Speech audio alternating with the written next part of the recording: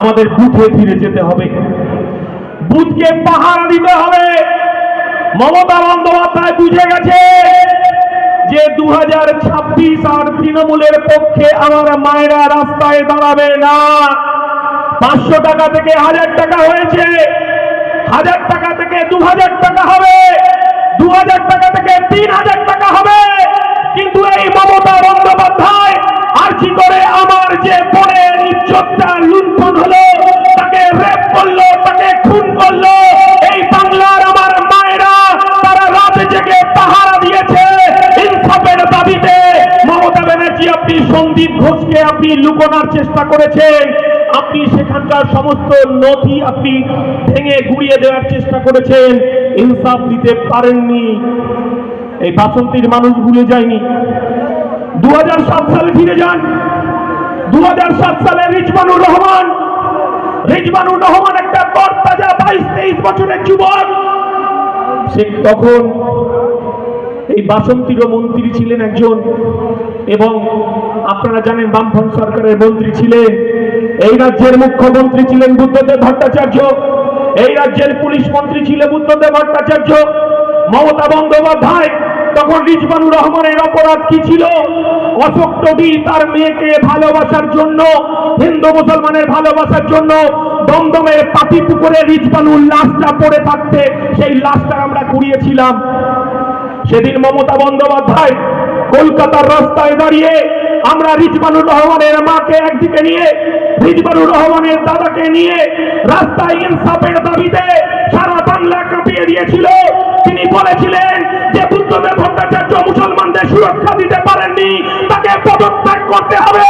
আর মমতা বন্দ্যোপাধ্যায় আমার আনিসকে খুন করা হলো, তার বিচার আপনাকে দিতে হবে। আরে ঘোলাহাটে আমার পুলিশের গায়ে যে আমার সহযোদ্ধাকে চোরের অপরাধে মারা হলো, তার বিচার মমতা বন্দ্যোপাধ্যায় কে দেবে? তার বিচার 2026-এ বুথে বুথে ব্যালটে দিতে হবে। আমার কর্মীদের রাস্তায় দাঁড়াতে হবে, আর তৃণমূলকে বুঝে নিতে হবে। এই কথাটাই বলার জন্য আমরা এখানে উপস্থিত হয়েছি।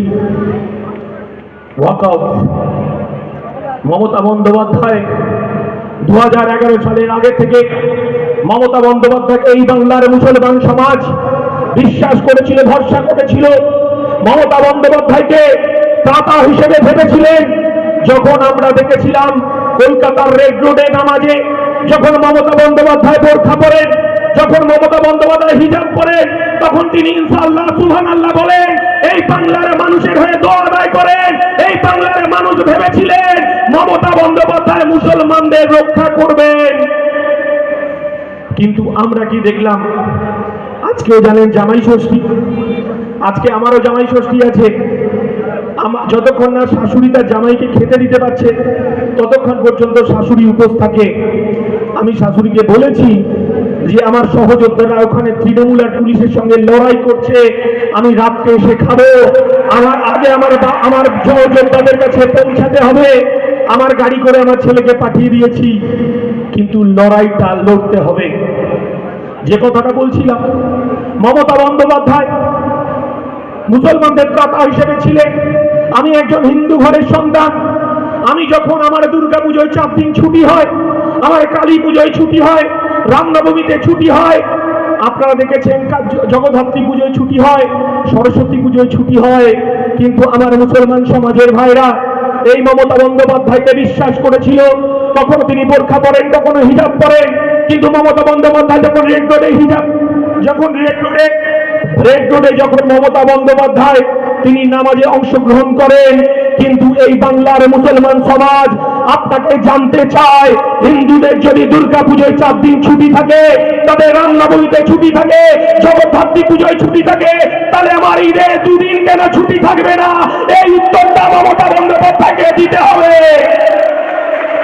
কারণ আমরা বুঝে গেছি, যখন মমতা বন্দ্যোপাধ্যায় আইএসএফের সঙ্গে পারছে না, তখন আমার কর্মীদের বিরুদ্ধে লেলিয়ে দিচ্ছে। রাতের অন্ধকারে পুলিশগুলো গিয়ে কুকুরের মতো দরজায় ধাক্কা মারছে, আমার কর্মীদেরকে বাড়ি ছাড়া করা হচ্ছে, আমাদের কর্মীদেরকে মিথ্যে মামলায় জর্জরিত করা হচ্ছে। এই রাজ্যে ডিজি পুলিশকে, পুলিশ মন্ত্রী মমতা বন্দ্যোপাধ্যায়কে বলে দিয়েছি, আর খাকি পোশাক, ঊর্ধ্বধারী পোশাক যদি রাতের অন্ধকারে আমার বাড়িতে গিয়ে দরজায়, আমার কর্মীদের বাড়িতে দরজায় গিয়ে যদি টোকা মারে, শুধু ভিডিও ক্যামেরাটা করবেন। এই বাসন্তী থেকে কলকাতা হাইকোর্টে কিভাবে দৌড় করাতে হয় আইএসএফ 5 টাকার কলম নিয়ে বুঝিয়ে দেবে। এই কথাটা বলতে চাইছি। পুলিশ সংবিধান মেনে চলুক, আমাদের কোনো আপত্তি নেই। আমার দলের কর্মীরা যদি অপরাধ করে তার জেল হোক, জরিমানা হোক, কোনো অপরাধ আমাদেরকে আমরা তার পাশে থাকবো না। কিন্তু মিথ্যে মামলায়, এনডিপিএস মামলায় তাকে যদি ঘর ছাড়া করা হয়, তাকে যদি বাড়ি ছাড়া করা হয়, তাহলে হাইকোর্টে 5 টাকার কলম দিয়ে বুঝিয়ে দেবে 5 টাকার কলমের কত জোর, খাকি পোশাকটা খুলিয়ে তারপরে ছাড়বে। এটাই নওশাদ সিদ্দিকী, এটাই ইন্ডিয়ান সেকুলার ফ্রন্ট। এই কথাটাই বলতে চাইছি। সংবিধানকে রক্ষা করতে হবে, গণতন্ত্রকে রক্ষা করতে হবে। আর বিজেপিকে রক্ষার জন্য আমরা বারবার এখানে তৃণমূলকে ভোট দিয়েছি তো, হাজার হাজার ভোটে তৃণমূলকে ভোট দিয়েছি। কিন্তু বিজেপি আর তৃণমূল যে একদম টাকার এপিট আর ওপিট, আমি বলিনি।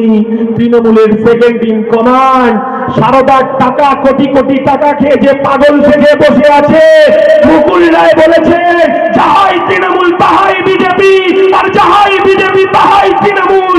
আমার আব্বাস সিদ্দিকী বলেনি, আমার নওশাদ সিদ্দিকী বলেনি। আমরা বলতে চাইছি, পশ্চিম বাংলায় যদি মমতা বন্দ্যোপাধ্যায়ের কোনো অপরাধ থাকে, তাহলে এই পশ্চিম বাংলায় বিজেপিকে ডেকে নিয়ে এসে পদ্ম ফুলের চাষ করেছেন। আমার যারা সহযোদ্ধরা আছেন, যারা তৃণমূলের নেতারা এই মাইকে কান ডেকেছেন, আর একবার কান খুলে শুনে রাখুন। 1998 সাল মমতা বন্দ্যোপাধ্যায় কংগ্রেস থেকে বেরিয়ে আসলেন, তৃণমূল কংগ্রেস তৈরি করলেন।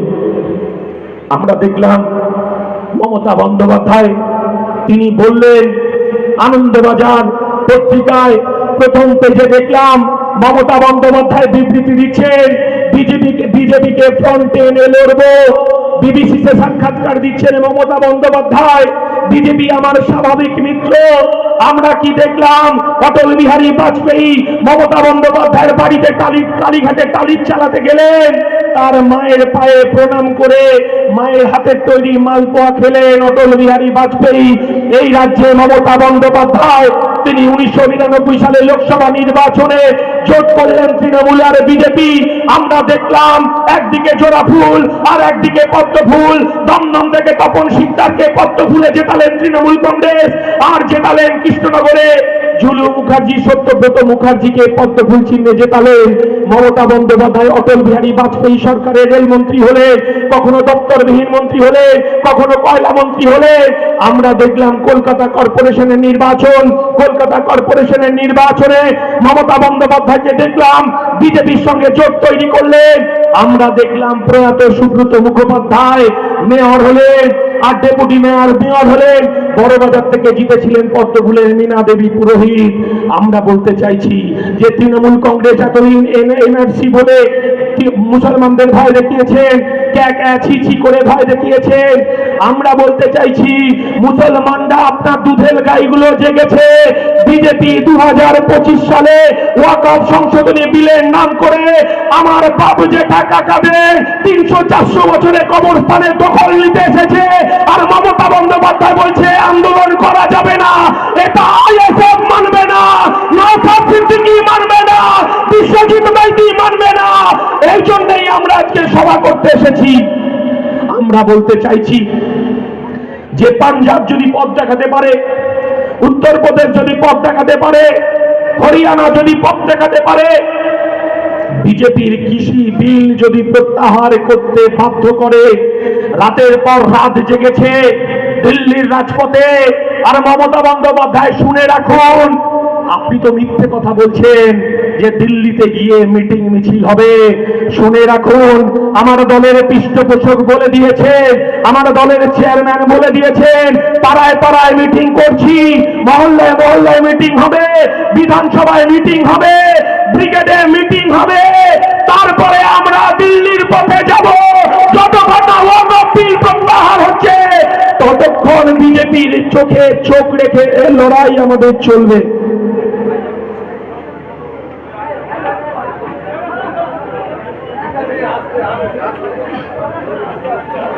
কি হলো? এদিকে এদিকে এদিকে চেয়ারম্যান ঢুকবে, এক্ষুনি চেয়ারম্যান ঢুকবে, টেনশনের কোনো কারণ নেই, মাথা ঠান্ডা রাখতে হবে। 2026-এর জন্য মাথা ঠিক রাখতে হবে, বাসন্তীর পরিবর্তন করতে হবে। 2021-এ রাস্তায় কান ধরে উঠবসের কথা ভুলে যাইনি, পুলিশ আমাদের কি অত্যাচার করেছে আমরা ভুলে যাইনি। ভাই এখানে ছোট জায়গা, যে যেখানে আছেন কেউ সরবেন না, কিন্তু পুলিশকে বলেছি আমরা শান্তিপূর্ণভাবে সভা করব। আর শান্তিপূর্ণভাবে সভা কাকে বলে এই বাসন্তী থানার আইসিকেও আমরা দেখাবো। অতএব সবাই সবার জায়গায় থাকবেন, শান্তিপূর্ণভাবে বাড়ি যাবেন। আমার দলের চেয়ারম্যান আসছে। আমরা বলতে চাইছি, আপনারা দেখেছেন সোশ্যাল মিডিয়ায় কত বড় ভয়ঙ্কর কথা অনুব্রত মণ্ডল বলছেন, বোলপুর থানার আইসিকে, তার মাকে, তার স্ত্রীকে খারাপ কথা বলছেন, যে কথা মঞ্চে দাঁড়িয়ে বলা যায় না। অনুব্রত মণ্ডল বেহাল তবিয়াতে বাড়িতে বসে আছে, পুলিশ তাকে গ্রেফতার করলো না এখনো পর্যন্ত। আমরা সবটা দেখছি, আমরাও বুঝছি, বাংলার মানুষ দেখছে, বাংলার মানুষ শুধু অপেক্ষায় আছে। শুধু ভোটের লাইনে যদি বাংলার মানুষ একবার দাঁড়াতে পারে, তৃণমূল চোখে সর্ষে ফুল দেখবে। আর তৃণমূলের যারা দালালি করছে পুলিশ অফিসাররা, তাদেরও সর্ষে ফুল দেখিয়ে ছাড়বো। শুধুমাত্র ভোটের লাইনে আমার মা বোনেদেরকে দাঁড়াতে দিন, এটুকু আমরা বুঝিয়ে দেব। আমরা বলতে চাইছি, যে কথাটা বলছিলাম, যে তৃণমূল কংগ্রেস বিজেপিকে রক্ষার নাম করে আইএসএফ এর নামে কখনো বদনাম করে বেড়াচ্ছে পাড়ায় পাড়ায়, কখনো পাড়ায় গিয়ে বলছে তৃণমূলের, কখনো আইএসএফ কে বলছে, হিন্দু পাড়ায় গিয়ে কি বলছে জানেন? হিন্দু পাড়ায় বলছে মুসলমানের টুপি পরার দল, ভোট দেবেন না। আর মুসলমান পাড়ায় গিয়ে বলছে বিজেপির দালাল। আরে মানুষ বুঝে গেছে যে ওয়াকফ যখন আমার এতিমখানা, আমার মাদ্রাসা, আমার কবরস্থান, আমার ঈদগাহ, যখন বিজেপি ওখানে হাত বাড়িয়েছে, আমরা বলতে চাইছি গণতান্ত্রিক পরিবেশ তৈরি করে এই বিল প্রত্যাহার করব। তাতে যদি নওশাদ সিদ্দিকী, বিশ্বজিৎ মাইতিকে রাস্তায় এক বুক রক্ত দিতে হয়, আমরা রক্ত দিতে প্রস্তুত আছি। এই বিল প্রত্যাহার করতে হবে। আমরা বলতে চাইছি, মানুষ বুঝে গেছে যে আপনি তৃণমূলের দালালি, বিজেপির দালালি করছেন। আমরা জানি কেন করছেন। আপনি দালালি করুন, আপনি বোরখা পরুন, আপনি হিজাব পরুন, আপনি ইনশাআল্লাহ বলুন, আপনি সুবহানাল্লাহ বলুন, আমাদের কোনো আপত্তি নেই। কারণ এই ভারতবর্ষের সংবিধানে আপনি হাত বাড়িয়েছেন। ভারতবর্ষের ধর্মনিরপেক্ষতা, ভারতবর্ষের সার্বভৌমত্ব, এই দেশ শুধু হিন্দুর ভারতবর্ষ নয়। এই দেশ হিন্দুর যতটা রক্ত দেওয়া আছে, ততটাই মুসলমানের রক্ত দেওয়া আছে, ততটাই খ্রিস্টানের রক্ত দেওয়া আছে, ততটাই আদিবাসী দলিতের রক্ত দেওয়া আছে। এই তেরঙ্গা পতাকা ওড়ার পিছনে হিন্দু, মুসলমান, খ্রিস্টান, জৈনে ব্রিটিশ সাম্রাজ্যবাদের বিরুদ্ধে যে লড়াই আমাদের ছিল, আর সেই লড়াইয়ের বিনিময়ে আমরা যে সংবিধান পেয়েছি। আর শুভেন্দু অধিকারী বলছে হিন্দু হিন্দু ভাই ভাই, এই কথাটা বলছেন না?